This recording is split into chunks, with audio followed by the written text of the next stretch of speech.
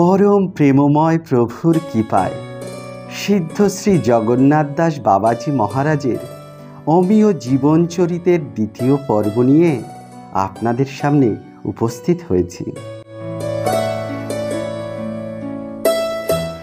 একবার সমগ্র নবদ্বীপ বন্যায় ডুবে গেল। বিহারী দাসজিকে নিয়ে সিদ্ধ বাবা সেই আশ্রমেই রইলেন। বড়াল ঘাট হতে শ্রী গৌরহরিদাসজি খিচুড়ি রেঁধে প্রত্যহ কলার ভেলায় করে ওখানে দিয়ে আসতেন। কয়েকদিন পর তিনিও আর আসতে পারলেন না। এদিকে বিহারী দাসজির জ্বর বিকার হল। অবস্থা ক্রমশই খারাপ হতে চলল। মহাপ্রভুর মন্দিরের প্যারীমোহন গোস্বামীজি কলকাতায় টেলিগ্রাম করে ডাক্তার ডাকিয়ে আনলেন। ডাক্তার নাড়ি দেখে বলল যে অবস্থা খুবই খারাপ, বোধহয় সেই রাত্রেই শেষ হবে। পরে লালাবাবুর বাড়ির জনৈক কবিরাজও তাই বললেন। তখন সিদ্ধ বাবা বললেন, আচ্ছা, এবার আমি এর চিকিৎসা করব। এই বলে শ্রী গিরিধারীর একটি চরণ তুলসী এনে ওর মুখের মধ্যে একটি কাঠি দ্বারা প্রবেশ করিয়ে দিলেন এবং নিজে মালা হাতে নিয়ে ওর মাথার নিকটে বসে রইলেন আর বললেন, আচ্ছা, আমি তো এই বসলাম, দেখি কার সাধ্য একে নেয়, আমি কি ভজন করিনি? এই বলে মালা করতে বসলেন। তার আধ ঘন্টা পরে বিহারীজি ধীরে ধীরে চোখ মেলে চাইলেন। তখন সিদ্ধ বাবা বললেন, কিরে, তুই আমাকে ছেড়ে কোথায় যাবি? নে ওঠ, আজ 22 দিন আমি মুখ পর্যন্ত ধুইনি, তুই উঠে রসুই কর। তখন বিহারী দাসজি বললেন, বাবা, আমারও বড় খিদে পেয়েছে। এই কথা শুনে সিদ্ধ বাবা সুজি ও চিনি দিয়ে একটু মোহনভোগ করে এনে বিহারী দাসজিকে তা খাইয়ে দিলেন। তখন সিদ্ধ বাবা বললেন, যা, এইবার স্নান কর, রসুই করে ঠাকুরের ভোগ দে, আমি 22 দিন মুখে জল দেইনি। তখন বিহারী দাসজি উঠে সিদ্ধ বাবার মুখ ধুয়ে দিলেন এবং নিজেও স্নান করে সিদ্ধ বাবাকে স্নান করালেন। তিনি বলতেন, দেখ, তোর হাতে খেলে আমার ভজন স্ফূর্তি হয়, সেই জন্যে আর কারো হাতে খেতে ইচ্ছা হয় না।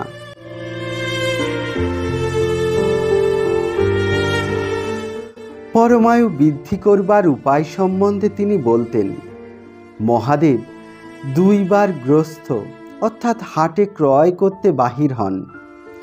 সেই সময় বসে নাম করলে আর পরমায়ু হরণ করতে পারেন না।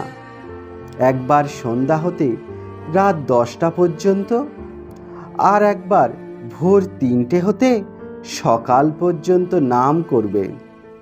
যতই অসুবিধা হোক না কেন, এ সময়ে ঘুমাবে না। আর ভজন সিদ্ধ করবার উপায় এক নিয়মে নাম করা। যে নিয়মে করবে তা পূর্ণ করেই ঘুমাবে, তাতে প্রাণ পর্যন্ত যায় যাক, তথাপি নিয়ম যেন ভগ্ন না হয়। এই রূপে কোমর বেঁধে নাম করলে নিশ্চয়ই সিদ্ধ হবে। প্রথমে কষ্ট, কিন্তু শেষে চির আরাম, শ্রী গৌরের পাদপদ্ম প্রাপ্তি।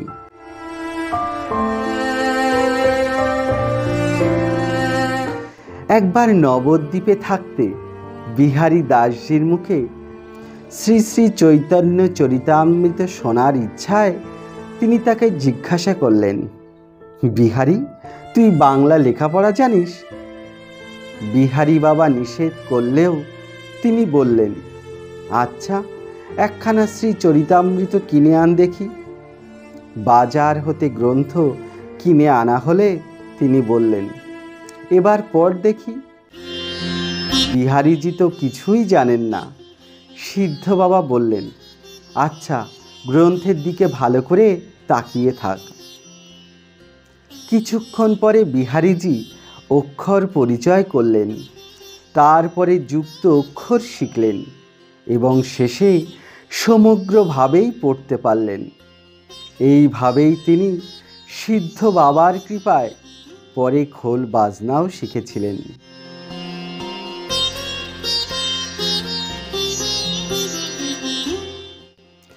এই সিদ্ধ বাবা মহা অনুরাগী হলেও লোক শিক্ষার জন্য বিধি মার্গ যাজন করতেন। কথিত আছে তিনি প্রত্যহ 1000 দণ্ডবত প্রণাম করতেন। অতি বৃদ্ধ বয়সে যখন উঠতে বসতেও কষ্ট হতো, তখনও পর্যন্ত এই নিয়ম পালন করতেন। প্রত্যহ শ্রী গিরিধারীকে স্বহস্তে তুলসী প্রদান করতেন।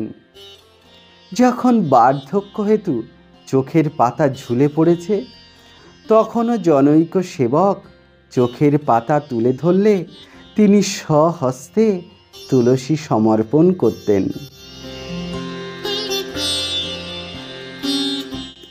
একবার ভজন কুঠিরের পার্শ্ববর্তী পথ দিয়ে একটি নগর সংকীর্তন চলেছে। নাম শ্রবণ করে সিদ্ধ বাবা বিহারীজির সহায়তায় পথমধ্যে এসে শ্রীনামকে সাষ্টাঙ্গ দণ্ডবত করলেন।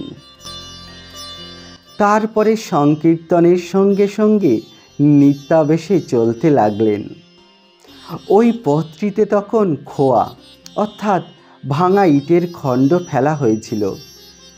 সিদ্ধ বাবা একটি করে গানের পদ শুনছেন আর 2-3 হাত করে উচ্চ হয়ে লাফ দিয়ে পড়ছেন। একেবারে ধপাস করে মাঝে মাঝে খোয়ার উপরে উত্থানভাবে পড়ছেন। কখনো বা সংজ্ঞাহীন হয়ে যাচ্ছেন, কখনো বা অর্ধবাহ্য দশায় অব্যক্তভাবে কি যেন বলছেন। মুখে ফ্যান ঝরছে, নয়নে গলদস্রুধারা। এভাবে ভজন কুঠির হতে রানীর ঘাটের বটতলা পর্যন্ত আসতে সংকীর্তন দলের 6-7 ঘন্টা কেটে গেল।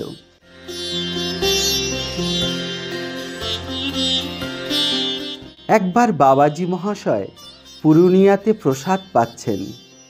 মাতা গোস্বামিনী পরিবেশন করছেন। প্রসাদ পাওয়া পূর্ণ হলেও পুনঃ পুনঃ প্রসাদ পরিবেশন করছেন দেখে শ্রী বাবাজি মহাশয়ের মনে শঙ্কা হলো, এরা আমার দ্বারা প্রসাদের অবশেষ রাখাবার জন্য সংকল্প করেছে নিশ্চয়ই। এই মনে করে তিনি পাত্রস্থ প্রসাদ নিঃশেষ হওয়া মাত্রই সেই প্রসাদ দেওয়ার কলাপত্রখানিও খেয়ে স্থান পরিষ্কার করে দিলেন।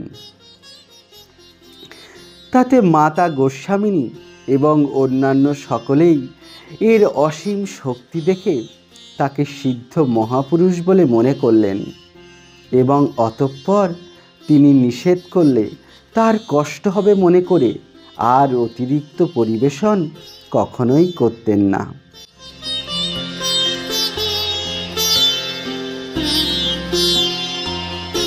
সিদ্ধ বাবা শেষ সময় ব্রজ ছেড়ে নবদ্বীপে যাচ্ছেন। তার 6 মাস ব্রজে ও 6 মাস নবদ্বীপে বাস নিয়ম ছিল। অতি বৃদ্ধ হয়েছেন, চোখের পাতা হাতে তুলে ধরলে তবে শ্রী গিরিধারীকে তুলসী দিতে পারতেন। হাঁটুতে কাপড় জড়িয়ে নিয়মিত দণ্ডবত প্রণাম করতেন। তিনি শ্রীকুণ্ড ছেড়ে যাবেন শুনে ব্রজের বিভিন্ন স্থান হতে পণ্ডিত, বাবাজি, বৈষ্ণব প্রভৃতিরা তার দর্শনে এসে জিজ্ঞাসা করলেন, বাবাজি মহাশয়, আপনি এই অতি বৃদ্ধাবস্থায় ব্রজ ছেড়ে যাবেন কেন? এই কথা শুনে তিনি আবিষ্ট হলেন, শরীর ফুলে গেল ও বলতে লাগলেন, তোমরা ব্রজে থাকো, আমি নবদ্বীপেই যাব, কারণ আমার মতো মহা অপরাধীর স্থান নবদ্বীপে। নিতাই গৌরাঙ্গ দয়াল অবতার, তারা অপরাধের বিচার করেন না গো। জনৈক ভক্ত বাংলাদেশ হতে দিন কতক আগে বৃন্দাবনে এসে সিদ্ধ বাবাকে বিনীতভাবে জিজ্ঞাসা করলেন, বাবাজি মহাশয়, শ্রীকৃষ্ণ লীলাটি তো কিছু কিছু বুঝি বলে মনে হয়, কিন্তু শ্রী গৌর লীলাটি তো কিছুই বুঝতে পারি না। সিদ্ধ বাবা বললেন, এ কি এত সহজ বাবা? আগে কিছু একটা হও, তবে শ্রী গৌরলীলা বুঝতে চেষ্টা করবে। বস্তুত শ্রী গৌরলীলা শ্রীকৃষ্ণ লীলারই চরম পরিণতি।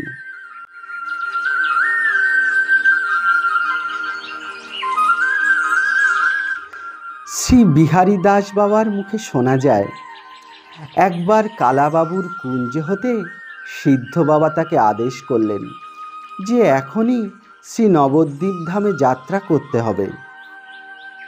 ঝোড়ায় চাপিয়ে তাকে যখন শ্রী বিহারী দাসজি কাঁধে তুলছেন, তখন মনে হলো যেন একটি মহাভারী পাথর। কিন্তু কাঁধে চাপাবার সঙ্গে সঙ্গে একটি গামছার ন্যায় পাতলা বোধ হতে লাগলো। সেইবার দিবারাত্র চলে বিহারী বাবা 9 দিনে নবদ্বীপে আসেন। ভাগলপুরের বন মধ্য দিয়ে আসবার সময় একবার রাত্রে বিহারী বাবা দেখছেন যে পথের উপরে বাঘেরা শয়ন করে আছে। তাদের চোখ হতে যেন অগ্নি স্ফুলিঙ্গ বার হচ্ছে। ব্যাপার দেখে বিহারী বাবা পিছন দিকে চলতে লাগলেন। হঠাৎ ঝোড়ার মধ্য হতে সিদ্ধ বাবা গম্ভীর স্বরে বললেন, কিরে বিহারী, কি হলো? বিহারী বাবা বললেন, রাস্তায় বাঘ শুয়ে আছে যে। সিদ্ধ বাবা তাকে তর্জন করে বললেন, ওরে ওরা বাঘ নয় রে, মহাপ্রভুর পার্ষদ তোদের দেখতে এসেছে। বলা বাহুল্য, দেখতে দেখতে বাঘগুলি পথ ছেড়ে চলে গেল।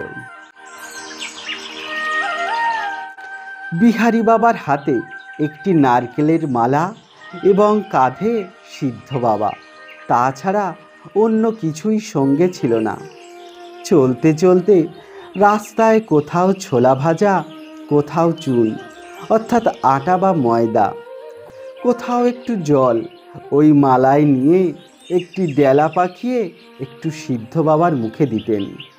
পরে অধরামৃত নিজে পেয়ে বিহারী দাসজি পথ চলতেন।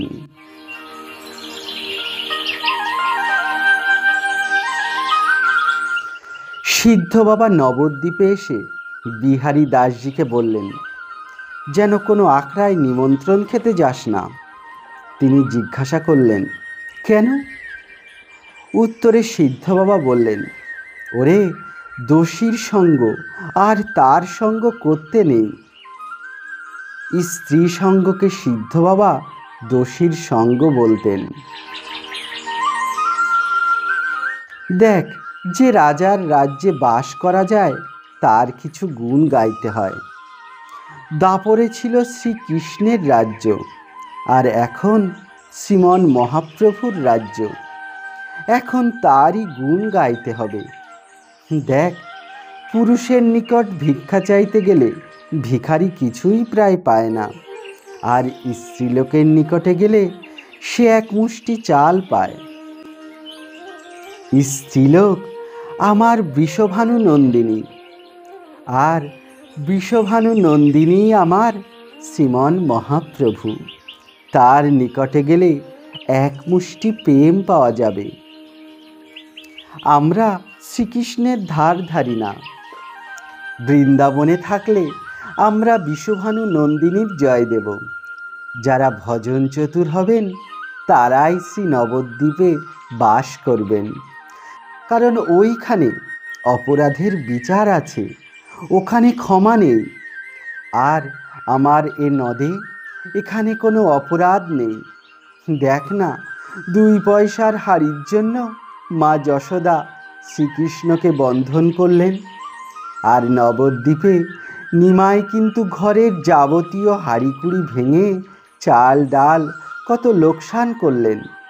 তথাপি সচিমা কিছুই বললেন না। সেইরূপ দাপর যুগের মহামন্ত্রেও অপরাধের বিচার আছে, আর আমার শ্রীমন মহাপ্রভুর মহামন্ত্রে কোনোই বিচার নেই। মহাপ্রভুর মহামন্ত্র যথা জয় শ্রীকৃষ্ণ চৈতন্য প্রভু নিত্যানন্দ শ্রী অদ্বৈত গদাধর শিবাসাদি গৌর ভক্তবৃন্দ।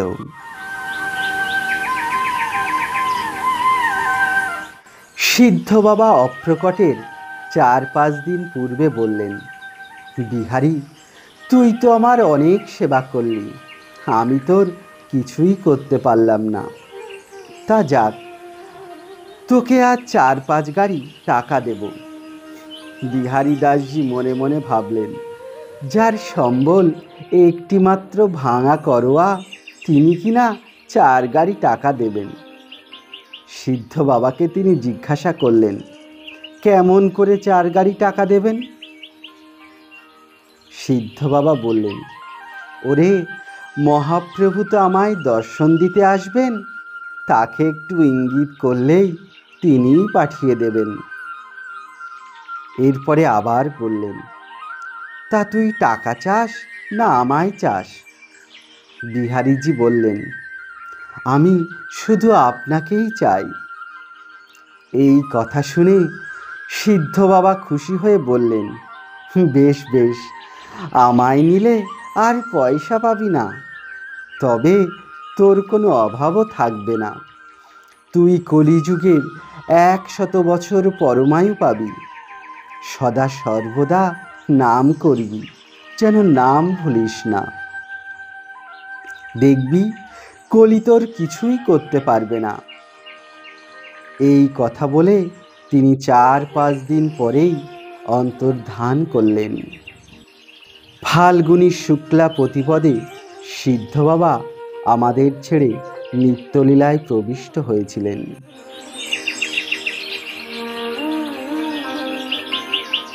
বিহারী দাসজি উদ্বেগ করে মহামহোৎসবের আয়োজন করেছিলেন এবং 9 বছর নবদ্বীপে ভজন কুঠিরে সমাধি সেবায় যত্নপর হয়ে শ্রী বৃন্দাবনে চলে যান।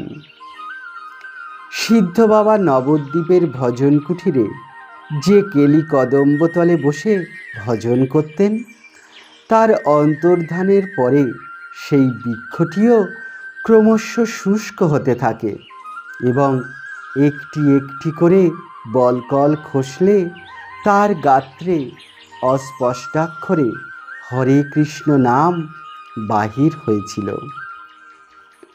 জয় নিতাই।